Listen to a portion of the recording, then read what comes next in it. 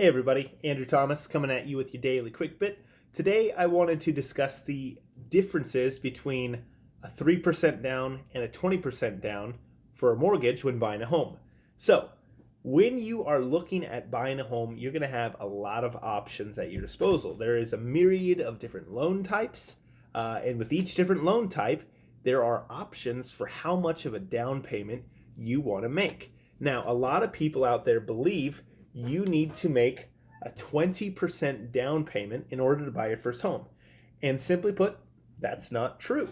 And so a lot of people have this false impression in their mind that they have to have $50,000 saved up, which, by the way, is about as much as a person makes in an average year, if not even a bit more. And it's not like you're saving that all up each year. You're maybe only saving up 20% of that. So it could take someone up to 5 years just to save up a 20% down payment on their first house.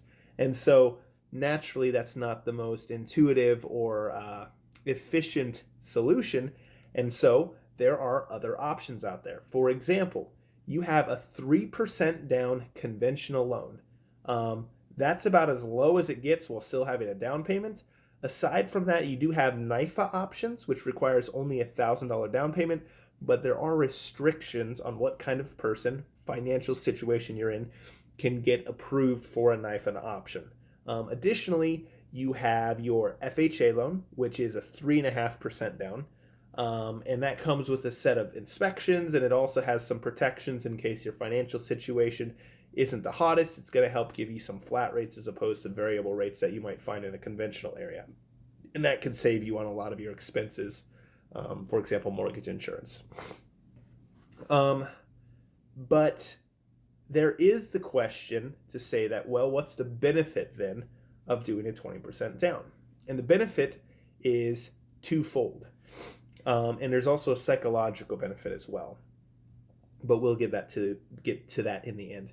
So the first benefit is if you're doing a 20% down payment, naturally you're putting more money down on the property, meaning you have more equity, and it also means that your mortgage is less, which means your monthly payments are going to be less because the loan is less.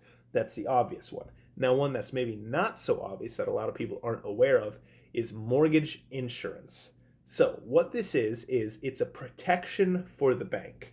When the bank lends you money for your home, they require that you either have 20% down or that you're paying for mortgage insurance so that, God forbid, if you don't pay up and they foreclose on you and sell your house out from under you, they're still going to get theirs no matter what. So they require either 20% down payment so they can sell your house even at 80% market value and get their money back, or you have the mortgage insurance which will protect them. So if you put a 20% down payment on, you can avoid that mortgage insurance payment, which varies. It can be anywhere from probably $50 to $150 a month, or a lot worse if your credit situation is not good.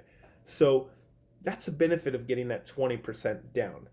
The psychological benefit there is also this. If you're not in a position where you can put 20% down, it's usually not because you don't want to, it's usually because you can't. And that just raises just a question that I would pose to you guys, which is, if you're not able to save up this money, is it because you have too low paying of a job? Or maybe you don't have good skills or habits built up to allow you to have the discipline to save up this money?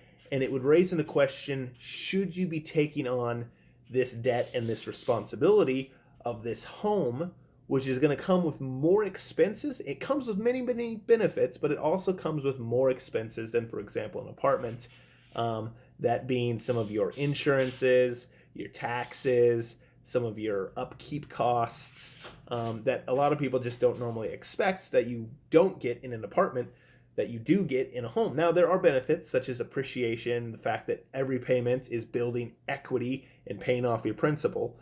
But those are things that you'll have to weigh and consider. And so the difference between a 3% and a 20%, there are psychological variables as well as numeric variables. And I just encourage you guys to scrub up and understand what you're dealing with. So thanks so much, and I'll be with you guys tomorrow. Bye.